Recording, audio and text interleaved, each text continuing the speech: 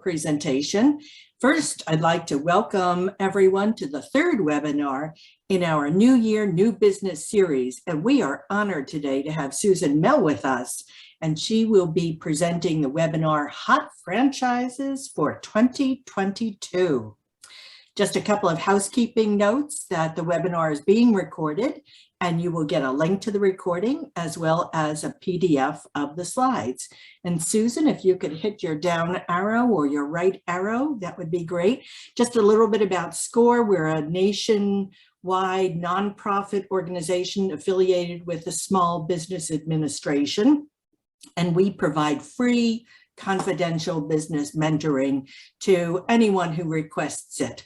Our chapter, the Manasota chapter, has nearly 90 volunteers serving Manatee and Sarasota counties for over 50 years. And our chapter was recently recognized as a Diamond Chapter of Excellence, which is the highest award possible. Hit arrow, Susan. Just one more thing about us.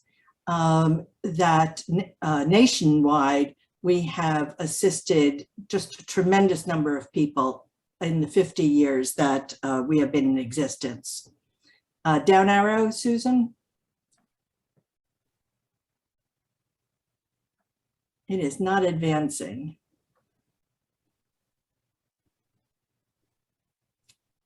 Can you try clicking? No, just that's a left. There. Okay, just a regular left click, not a right click. Okay, and click again. There we go. We help you in all phases of your business, from startups through the opening phase in business you want to grow, or selling or closing. Click again, Susan. All right, visit our website, manasota.score.org. Click, and there you can request a mentor. Click. You can find workshops, click. You can locate podcasts, click, and you can search our library of information for all of our resources. Click one more time, Susan. And lastly, I want to thank our sponsors and community partners. They keep the lights on and make this all possible. You'll note that Susan's email address is at the bottom of every slide. If you'd like to contact her after the webinar, please feel free to do that. If you have any questions, Susan's going to answer them at the end of the webinar. Please use the Q&A option at the bottom of your screen and put your questions in there. I see that we already have one question, Susan. I think maybe you could answer it quickly. Can you provide the website name for the veteran loan again? If they could please send me an email requesting that, I can send them quite a bit of information. Perfect. That'd be a lot easier. That's a much better way of doing it. So click one more time and I think you're off and running.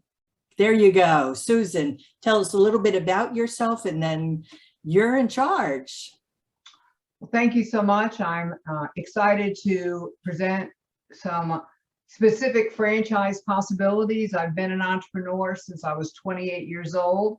I actually used to be the largest wireless agent here in Tampa Bay, and I had a location in Sarasota, St. Pete, Clearwater, and Brandon. When I sold the business after 17 years, I decided to explore franchises myself, and I've been with the Entrepreneur Source now for 20 years, helping people for free explore franchises. And we get paid by the franchise company, but it never gets added to our clients' investment. And as we discussed, also work with veterans as well. So forgot that was on here. So I'm glad to always be able to help our veterans with franchise ownership. There's also the financing for veterans through the SBA Express. We have it for civilians as well. So up to $150,000, no collateral, with only 10% down. So that's really one of the advantages of franchises is it's easier to get funding and you don't have to have any experience is required. So thanks for that reminder, Diane, earlier. I'm not going to be able to see the chat. So I guess at the end of this, Diane, should I, this went backwards. Should I, well, we'll worry about that when we get there, but I'll feed I'll feed you the questions at the Okay. end of our presentation. Okay, perfect. So obviously, the purpose of today's call is to help you maybe look at franchises differently than you do currently. And I wanted to present these 4 different business models that through a neighborly brand family. So one of the things that you're going to learn today that most people don't know is that many of the franchise brands are under a larger umbrella, and especially for home services brands, a home service kind of industry, which we're going to talk about. But I want to, the advantage of it is Neighborly Brands has 29 franchise brands under their umbrella. That means the technology that they have and the shared information is very valuable. And if you have other brands in your market area, you can do a lot of cross referrals. So I'm a raving fan of Neighborly Brands.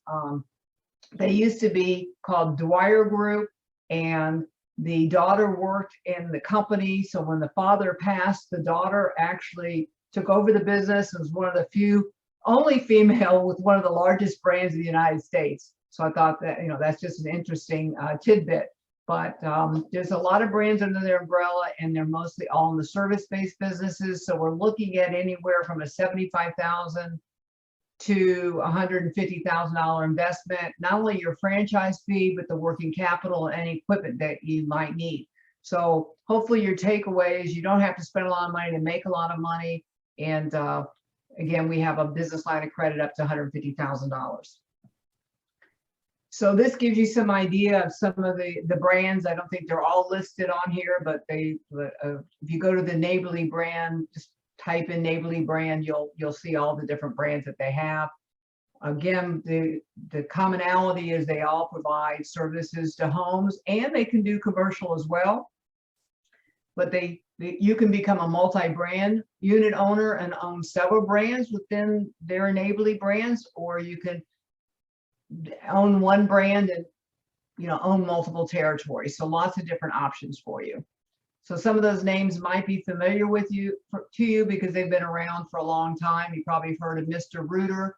Hopefully you not needed them, but if you did, they were there for you.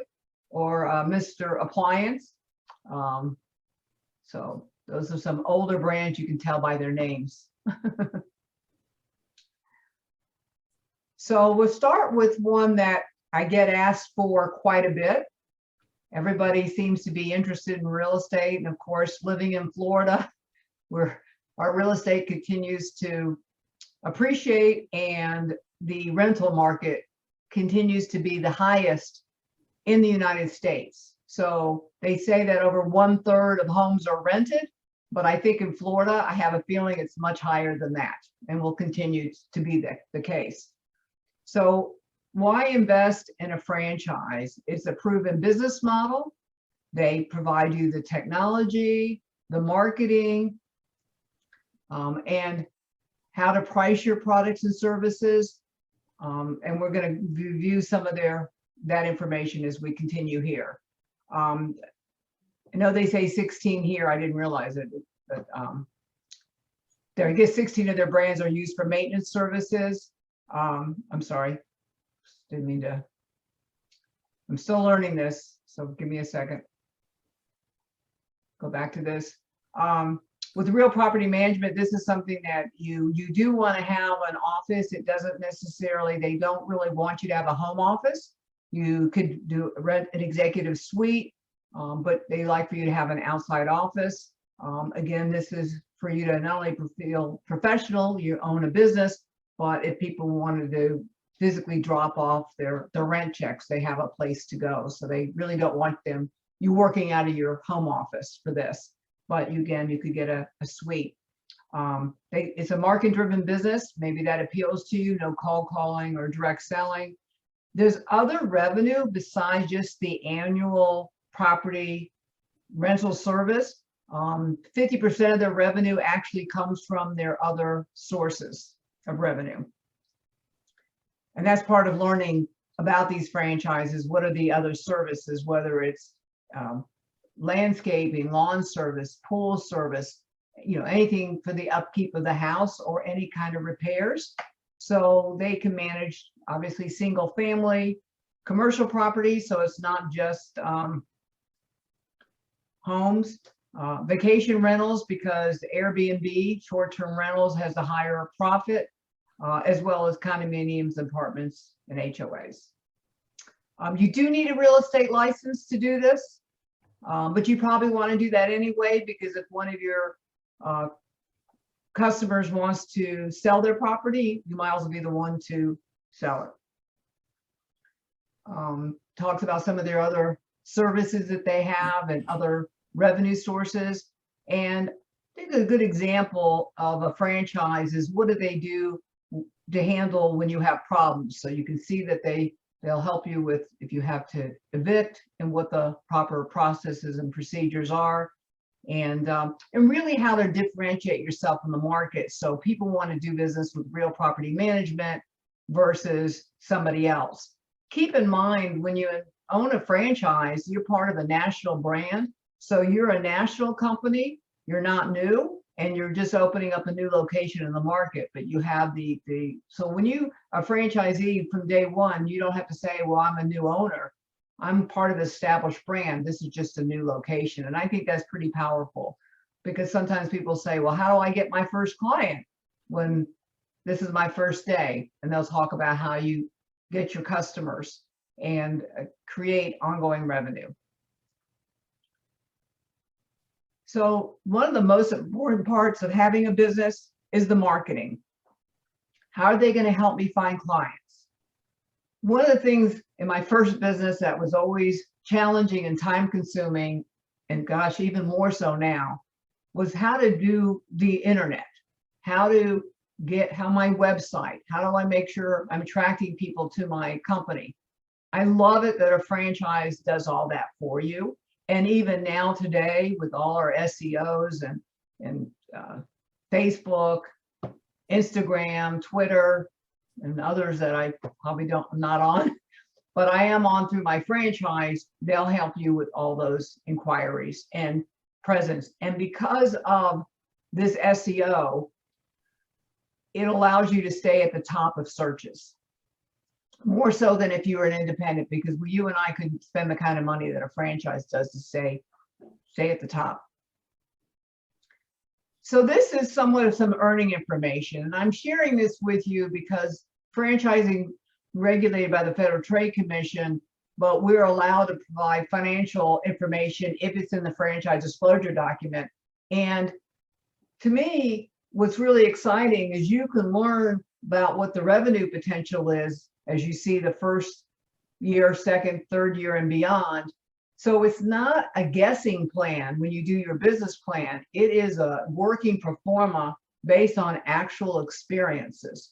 And I don't know if this surprises you or not, but to really get a picture of what the revenue can look like, and you can even see the average number of properties managed and the average revenue so you can actually say, how many properties do I need to have to reach my income goal? So I'm not going to read this to you, but hopefully you're impressed that you get this kind of detail from a franchise, that if you were to start your own property management business, it would be somewhat of a guessing plan, if you will. That's powerful information. Well, unless you have a SCORE mentor that has experience in the industry, then maybe you have a little bit more behind the scenes. But I love the fact of full disclosure, that you can learn all about the business before you make the investment. So this will say the total investment. So you got the initial franchise fee. So this is $59,900. A franchise fee is a small fee to pay, even though this does sound like a lot. It might sound like a lot, but if you start your own independent business, lots of times you spend a lot more money than you expect figuring out what you don't know. And I used to say that in my wireless business, the reason I was successful is I could afford myself and I knew all the mistakes I made. So you will make a lot more mistakes than this $60,000 doing it on your own, because they're going to provide you a proven business model. So long as you follow the system, the recipe, if you will, you'll be successful. And I see that time and time again over the 20 years I've been doing this. follow what they suggest. They know what works. Don't try to reinvent the wheel. When they talk about the estimated first year operating capital, they will spell out in the franchise disclosure document exactly what this goes for. So the purpose of this slide for me in showing this to you is the fact that if you are considering doing your own property management business, for example, why not look at a franchise and explore it to see what they're doing, so as to see if there's any value, and if nothing else, maybe you learn what they're doing that you hadn't thought about. But the technology and the marketing is going to be a lot more expensive for you to do it on your own versus going through a franchise, and that's also part of what you're paying for. And if anybody's ever paid for technology, you know what I'm talking about. Talks about the royalty structure, and as you can see, they separate that, which is quite interesting. All franchises do their royalty differently, which you're going to learn today. And then you always have a marketing and advertising fund that's a national brand building. And that's important as well, but it's not, it's a lower fee. But you want to be able to be a brand name in your market area and nationally. If you haven't heard of real property management, it might mean that they're not in your area yet. So lots of times when people say, well, I've never heard of them, but you may not hear of them unless because this is usually by territories. So you have exclusive territories. Was that the last one? Give me a second. I apologize. Yep, I guess that was the last one. So should I answer any questions here, or you want me to wait to the end, Diane?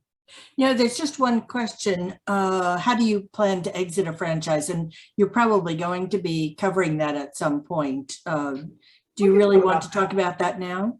Yeah, just briefly. I think I love that question. Franchisors help you to exit. So the average franchise agreement's around 10 years. You can either sell it before that 10 years, or you can renew your agreement for another 10 years, or whatever you want to negotiate. To be honest with you, that's sometimes negotiable.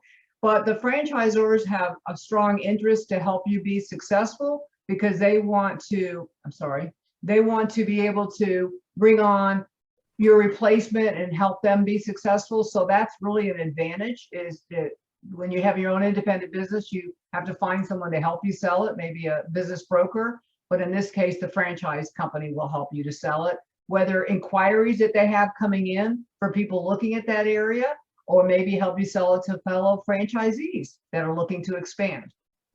So they make it easy for you to sell your business.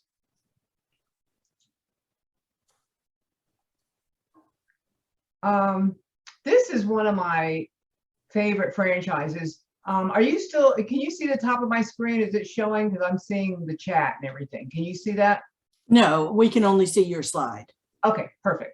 So this is one of my favorite franchises, and I don't think I have ever placed a client in this franchise that was excited about mowing lawns.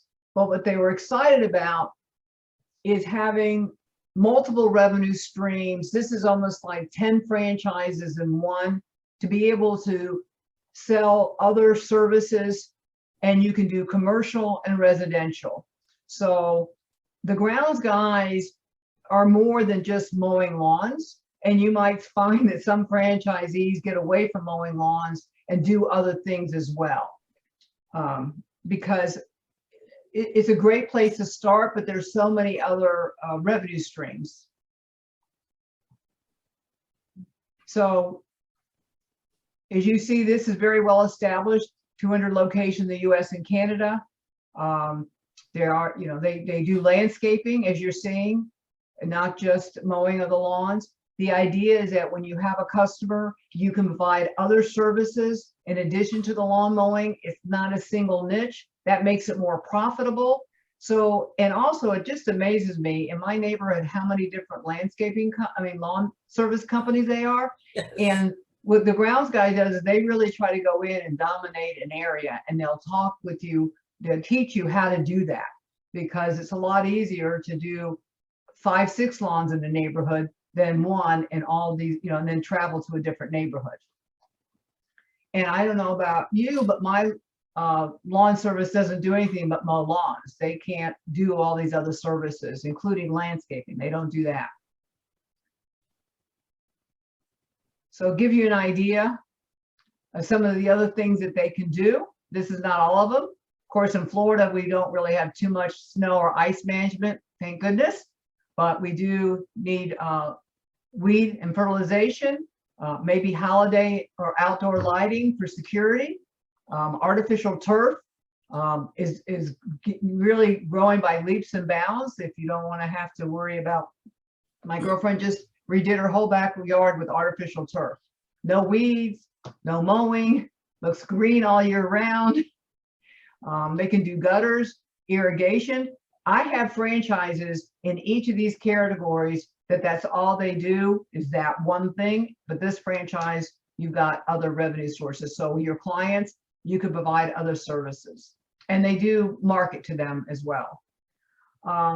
We're very fortunate here in Florida. You know, we're open for business 12 months out of the year, but you still can have other services, even raking leaves. I live on 3 acres, so we have lots of trees and lots of leaves, but it's a service you can do all year round.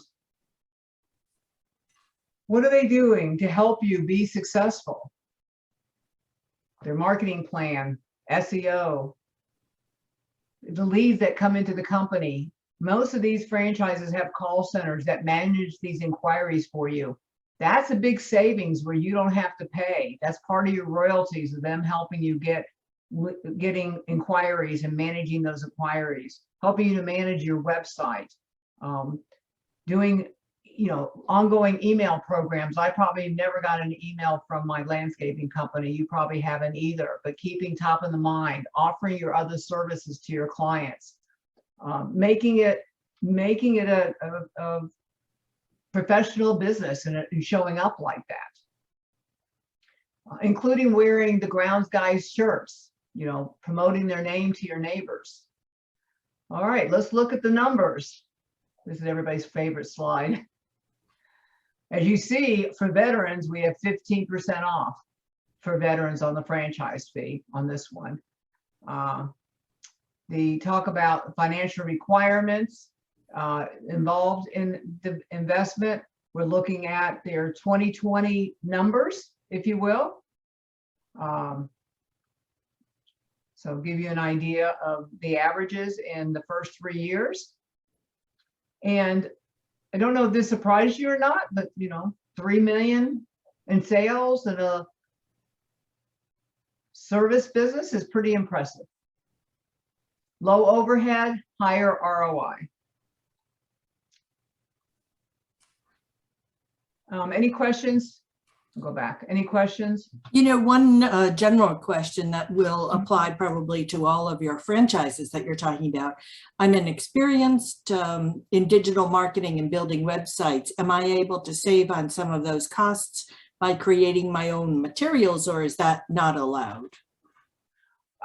Depends on the franchise. They generally want to, if you do your own materials, they generally want to pre-approve it to make sure it looks professional, to make sure that it is, you know, meets their standards. But, you know, I'm glad to see that somebody really enjoys doing that. I like the fact to farm that out. Matter of fact, when I put this presentation together, the grounds guys put all the slides in there for me. I mean, that's the value of the franchise. Let them do it for you if they will. But in you know, it depends on what it is. I mean, some of the great ideas come from franchisees. One of the franchisees in my company created a postcard instead, and we use that now as our business card. And that came from a franchisee that it got it pre-approved and they rolled it out to everybody. So does that help? I hope. Sure. Great. Okay. Good questions. Good questions. This is a franchise that's been around a long time. As you see, it was founded in 1962, started franchising in 1977. So not a well-known fact, but franchising really started getting regulated back in 1974. So they were at the very beginning of the regulation. And the reason franchising got regulated because people were giving false earning claims. And so they wanted it to be more of a full disclosure and fact-based approach so that it's an award experience, not a sales process. So Glass Doctors, as you can see, got acquired by Neighborly back in 1998. And that's just part of the trend in businesses getting merged and acquired that we talk about. This is a great business that obviously when our glass breaks, we need to have it repaired. So it can be residential or commercial, and they all, as well as do auto glass repair and replacement. And a lot of times with auto glass, your car insurance, pays for that most of the time. And with homeowners, it depends on what if you had a storm damage and you need your glass replaced, then your homeowner's insurance would replace it. So some of it will be insurance and some of it will be private pay. I think I can't see Glass Doctor without starting to sing their jingle. Oh, oops. I'm sorry, I'm going too fast. Let me go previous. Okay, so again, taking a look at 250 locations throughout the United States and Canada. Not surprising, a lot of our brands expand to Canada. The average spent on home repairs and improvements in America in 2019 might be interesting to see what the 2020 figures look like. Probably have gone up, and really tell you the potential of the market throughout the United States for this industry. Keep in mind, you can start a business being the owner operator or the sole proprietor, or you could be the manager where you're managing the employees, or you can be the entrepreneur where you manage the manager, where you more work on the business versus in the business. That gives you the lifestyle. Many entrepreneurs or solo entrepreneurs, they're working in this business, but the idea is to grow it through employees, and that way you have a more of an appreciating asset. The other thing that I think is important to understand is when you're looking at businesses, what's your lifestyle that you'd like to have? And this gives you some flexible schedule, because I think people are worried, emergency work and late night, but you have the choices of what you want to respond to or have your employees to respond to. Okay, annual gross sales. Oh, sorry about that. Annual gross sales for 2019. When you get the franchise disclosure document, they'll give you the current numbers for 2020. But this still gives you, obviously what they did in 2019. I think 2020 is even better, but just gives you an idea of what the potential is. Because it's low overhead and it's more labor than inventory, so your return on investment is going to be a lot higher. And that's one of the reasons I like service-based businesses, for that reason, because you keep more of the money that you make. So one of the other advantages of franchising that I want to touch on is the training, that they provide you the initial and ongoing training. And we talk about, you don't necessarily need experience, but you've got transferable skills. If you're good at managing and leading people, that's very helpful. If you're good at business development and networking and developing relationships, that's helpful. Those things that you're not good at, then you hire people that can do it for you, which is great. Also, franchises can help you finding the right people. I think that's a misperception in franchising, that you have to do everything, find everybody, but now it's always has been a big focus on how do you help your franchisees find the right people and maintain the right people. And even going back to the grounds guys, I get a lot of comment when people say, well, employees are hard to find, but in franchising, they know how to find the people. They're also attracted to be part of a national organization, if you will, and helping each other with best practices of bringing on and training and keeping your employees. Matter of fact, some of the employees of franchisees eventually become a franchise themselves, because the owner is a great role model of going out and being your own boss. So it's not surprising when I hear someone say, I heard someone say they were general manager for a grounds guy, and then they went out and bought their own territory and became a franchisee. And I think that would make an owner feel really good that they help someone be their own boss. Also, the other advantage of owning a franchise is the advantage of them being able to get better pricing and help to manage the supply chain, because they're going to buy a lot of product in advance to make sure that you don't run into supply chain challenges that some independent owners might have, and also to get you better pricing because of the volume purchasing power that they have. So this talks a little bit about the investment, and you can do two different choices. You can do just the auto part of it, or you can also do the home and business part. So that gives you a little bit ability to start with a lower investment, and if you wanted to add other revenue sources, you can add the other services as well. So they break it out in this case. I think a lot of people don't realize that. Again, 15% off for veterans here as well. Oh, let me go back. Any questions about this? Any other questions so far? Nope, no questions right now. Thank you. Okay. One of my favorite franchises, Mosquito Joe. Especially here in Florida with the mosquitoes, fleas, maybe we have a few ticks. I have been a horse owner all my life up until a couple of years ago. But one of the things that was really challenging with horses is West Nile virus, and making sure that you spray, because those mosquitoes could bite your horse and your horse could die. So you have outdoor activities in your house, in your backyard or in your front yard. We have a wildlife preserve behind our house, so we have lots of mosquitoes. So mosquito control in our neighborhood is really high priority, because you really wouldn't be able to use your backyard if you didn't have it. You would just get bitten up, and your pets as well. So that may be something. So this is a service in pest control and using environmentally safe products as well. As you see, they're very well established, over 345 locations. Oops, I'm going to be really good after today, so I'm doing this. So they talk about the training. I'm sorry.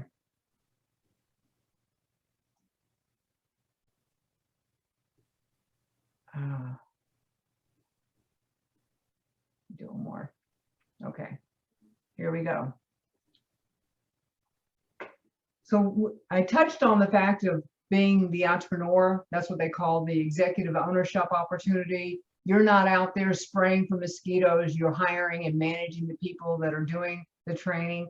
Very high margins, because it's more labor and service. They provide the products to you, so you don't have to go out and source that. And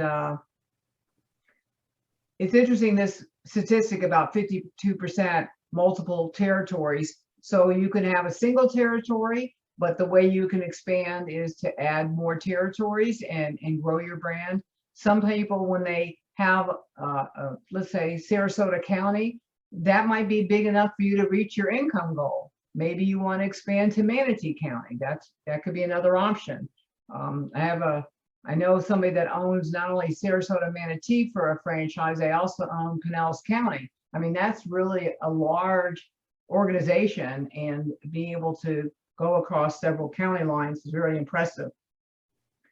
But also creates a more higher appreciating asset. This is a very simple business model. You see, it does require some vehicles, which is another way for you to advertise, as you can see. So we talked about room to grow, have multiple territories, being able to be home-based. You can have a home office with this.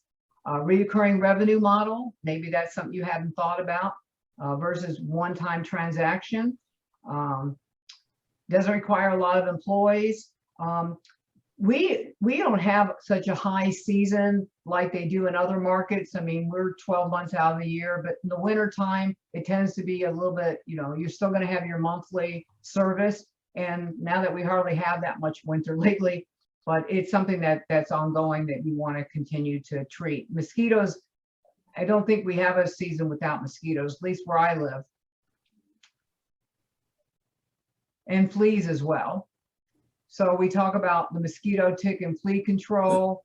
What are the efficient processes they do so you can maximize the time that you're on each property. Making sure you get lots of properties within a certain market area so you're not spending time traveling. That's important, and you really focus on your territory that you're currently in, and making sure that your employees are maximized with their time. Talk about, you know, what their operations model is. How do you get customers? That's part of learning about franchising. How do you get the customers? How do you differentiate yourself in the market? Again, you're part of a national brand, well established. Okay. So $50,000 available liquid capital, that doesn't necessarily just have to be cash.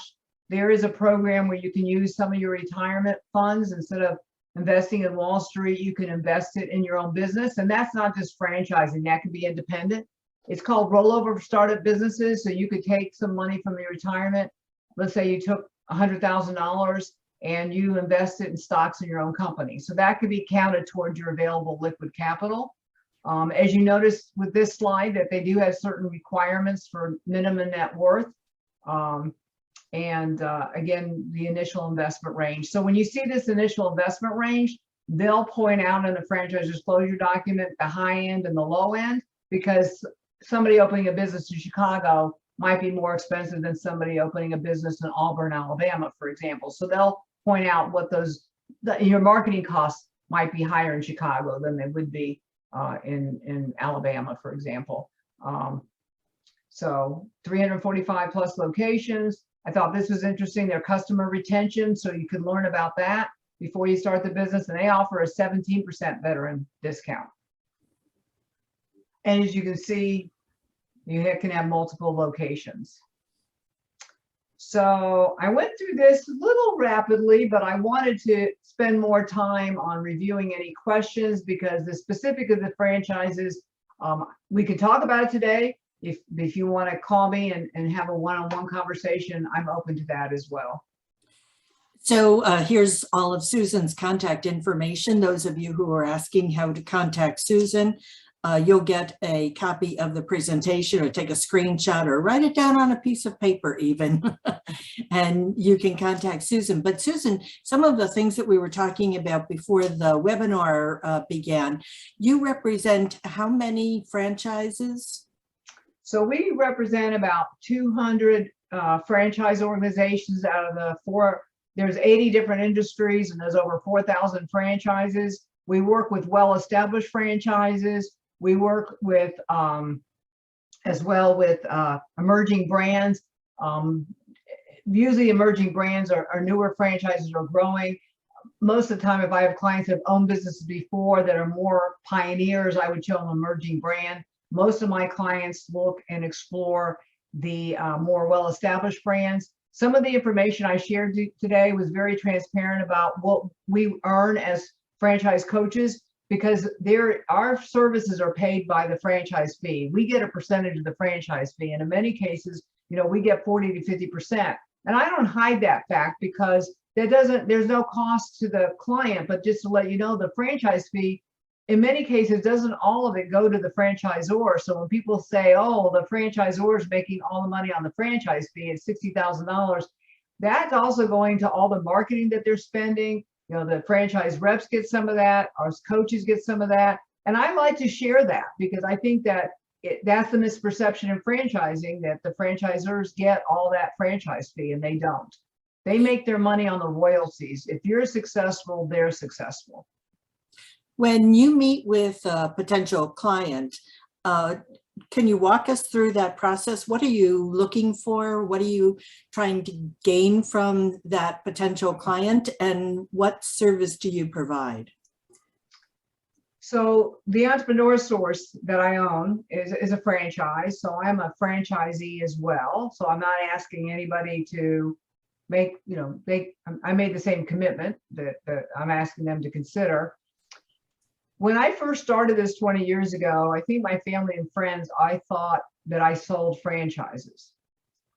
The end result is helping the clients find the right franchise and discover franchising for them. But the beginning of our educational experience is to help our clients make that mindset shift for an employee to being an entrepreneur. So it's an educational experience versus a sales process. So I interview people and ask questions to learn more about them and help them think through the next 5 or 10 years in their life. We call it your ILWE. What kind of income do you want to earn? What is a lifestyle you like to have? What is your wealth goals? And that's not necessarily financial. Wealth is those priceless possibilities. Maybe having a virtual business is wealth, and then your equity, which is your money, and also owning a business that's building equity. So income, lifestyle, wealth, and equity, understanding your short-term and long-term financial goals. But some of the priceless possibilities could be, is your family going to be involved? Are you wanting to leave a legacy? Are you wanting to have some ongoing revenue down the road and become a semi-absentee owner? So we do have some questionnaires that we have you fill out. It's called Tell Us More About You. We also do a behavioral assessment. It's the DISC version, the executive version of the DISC profile. So we get to learn more about you and your driving forces and your preferences, and we actually provide that for free. It's a very expensive report, and we provide you a copy of it as well. I always say if self-employment was so easy, everybody would do it. So part of this exploration is a safe environment to allow you to gather the information so you could decide does franchising make sense, and if so, which one. We have weekly meetings, weekly coaching calls. Most of our calls are centered around helping people get over their fear of having their own business, not just exploring the right franchise opportunity. I think SCORE mentors do something similar that what I do as well. It can be very fearful, and it's helping our clients gain confidence.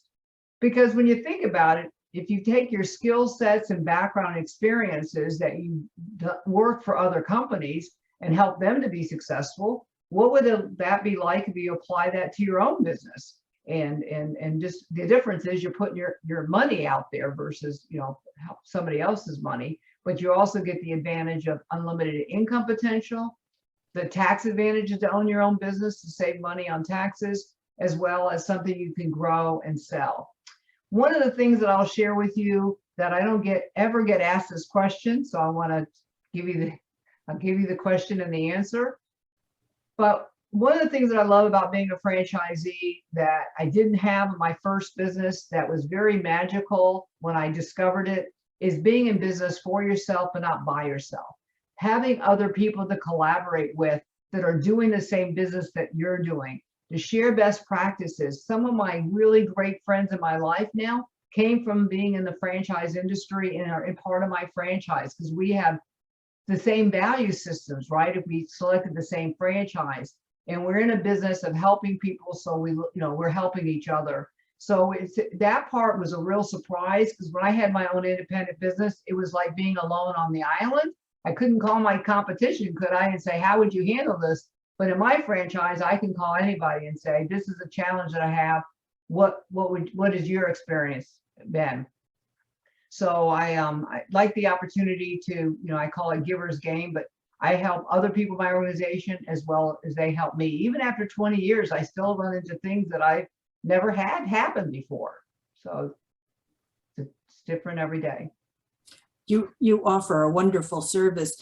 And so would you ultimately come up with the names of 1 or 2 or 5 or 6 or 20 organizations that you might then talk about and hone that down? So I start with 3 different franchises. Some of that has to do with memory. We're supposed to be able to remember 5 things, but I think it's lucky if we can remember 3. So I start with 3 different franchises, 3 different industries, 3 different business models. Most of my investments that I show are between $50,000 and $100,000. I truly believe you don't have to spend a lot of money to make a lot of money when you look at service-based. If you were to look at retail, you're probably looking at $250,000 and above, and the ramp-up time takes longer and to break even. And generally, you've got higher monthly overhead. And obviously, I know that personally because I was in retail for 17 years. And Retail has changed quite a bit.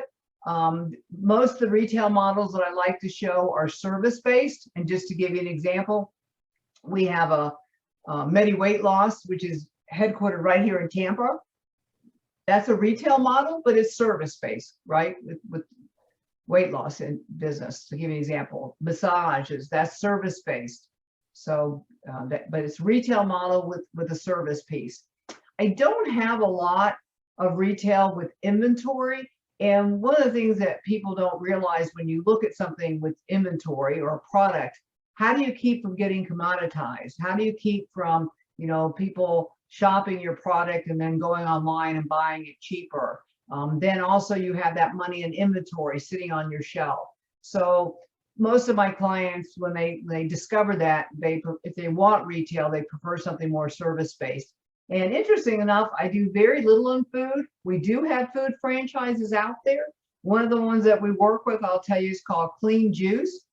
And they just got a great sponsor and promoter, Tim Tebow. He's a big sponsor of Clean Juice, and that's, you know, that's getting into the healthy type of foods, and I think that's the bigger trends.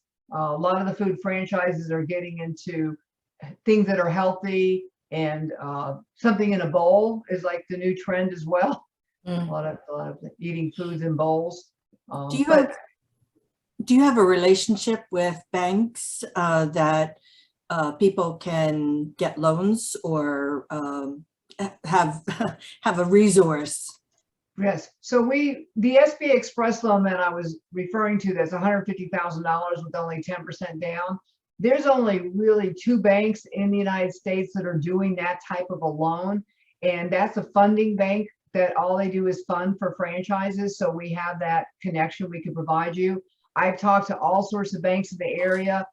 I don't know of any right now that are doing it, but if you have a community bank, you might want to ask them if they do the SBA Express, but they probably would require 20 or 30% down. It wouldn't be the 10%. But I haven't found anybody lately. And the SBA local person, they haven't been able to help me find a bank that does it. Next month, we have a webinar sponsored by one of our banking representatives all about SBA loans. So if you're interested in SBA loans, come back and sign up for that. What type of business licenses would you need to enter into a franchise? Well, that's a great question. And it depends on the industry as well. You know, with the real property management, you do need to have a real estate license. You'd want to do that anyway, but the franchise requires it. Not necessarily whether some counties require it as well, but they require it as part of their brand just because it makes more sense for you to have a real estate license. At least an occupational license. In most cases, you need to have an occupational license, but you know, I know we have a home inspection franchise, so you would need to get a home inspection license. Some of the painting franchises, some counties, including not Sarasota, I don't think, but Hillsborough County requires, and Pinellas requires you have a painting license, but I don't think Sarasota does. So the best thing is to check with your county's website and see what the license requiring, but the franchises would know that. Like if you get into elder care, there's special licensings to do that service, but the franchises, that's the purpose, is to help you navigate that. That was a good question. Yeah, very good question. Yes. Well, if anyone has any further questions. I have a question. Susan, yes. So I'm just curious for everybody that's on this webinar, I guess, what did you learn today that you didn't know that surprised you about franchises or anything that I might have said? You can add that to our chat if you'd like to respond to that. What did you learn that you were surprised at? I know I learned a great deal, and I had already seen the slides, but it was so much more interesting when you were telling us about it.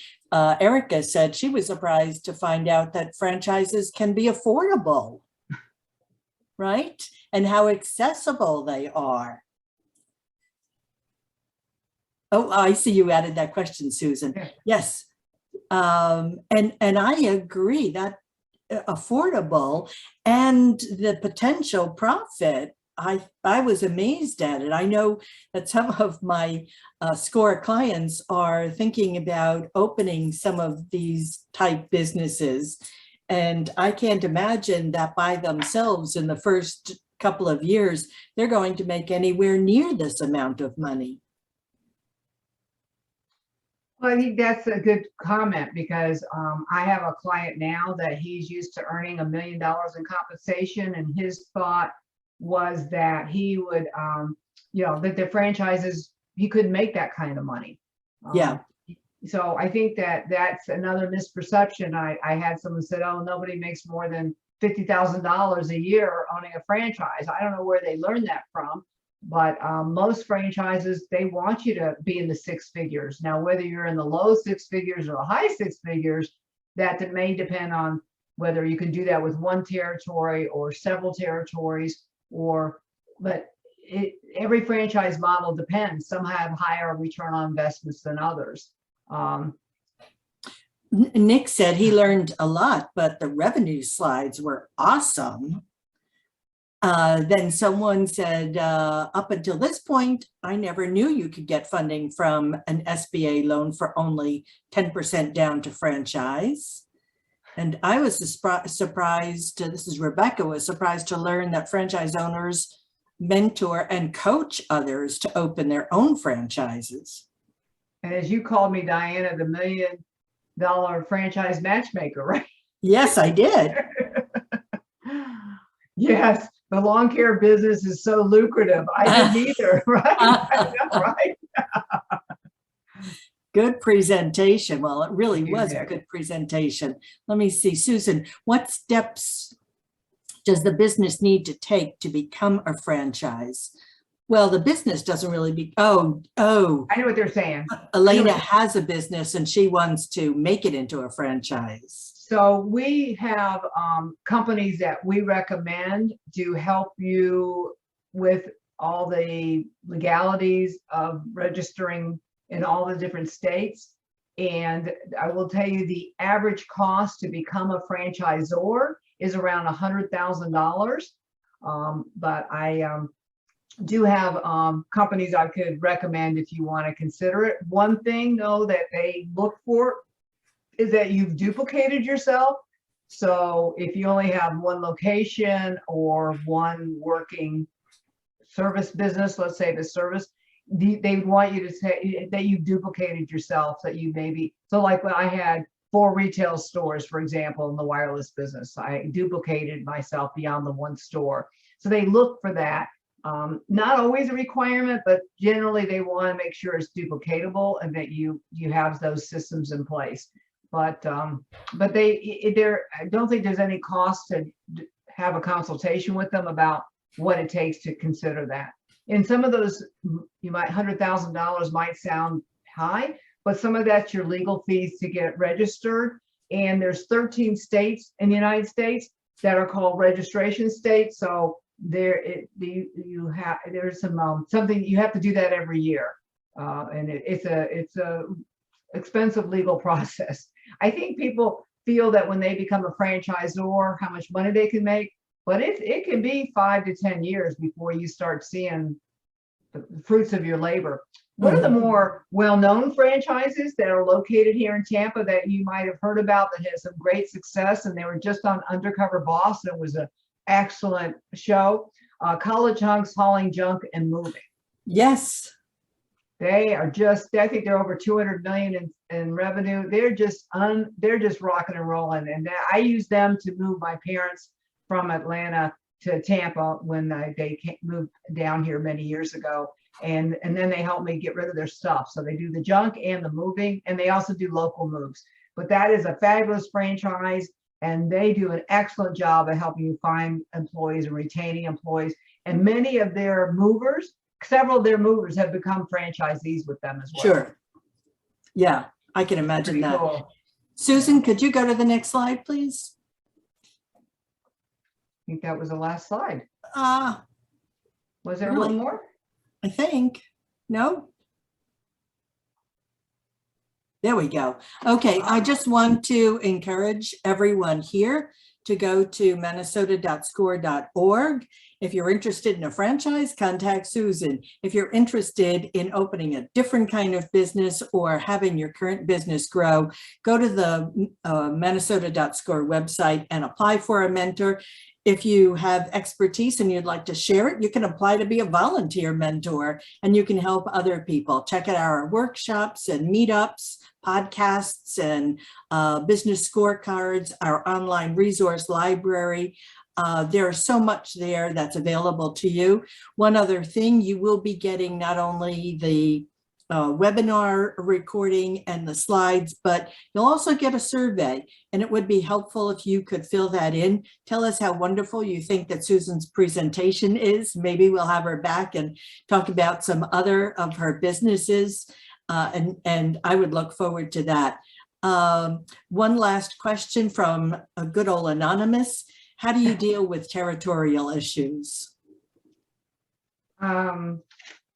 What do you mean by territory issues? I want to say if somebody comes into your territory, actually, I don't know. That was the question. Well, yeah. Can I add more to it? Can you add more to what you mean by territory issues? Yeah. It's hard to ask anonymous because he's anonymous, or she is, but I think we'll put that question on the back burner and they can contact you directly. Yeah, then we can get more specific. I mean, yeah, because Exactly. that brings me up several different topics. So Yeah, exactly. And we're out of time as it is. So I thank you for your time and your knowledge and your wonderful way of presenting. And I know why you're a success. Oh, thank you so much, Diane. It's been a real pleasure. Thank you, everybody, for attending and the wonderful questions. That was really fun for me. And hope everybody has a great Wednesday. Wonderful.